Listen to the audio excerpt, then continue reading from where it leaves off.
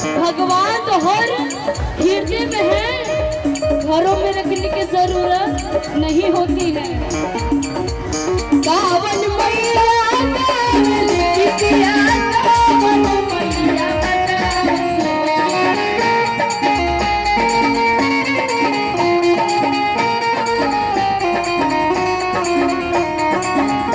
कावन मैया गावली बिटिया, कावन मैया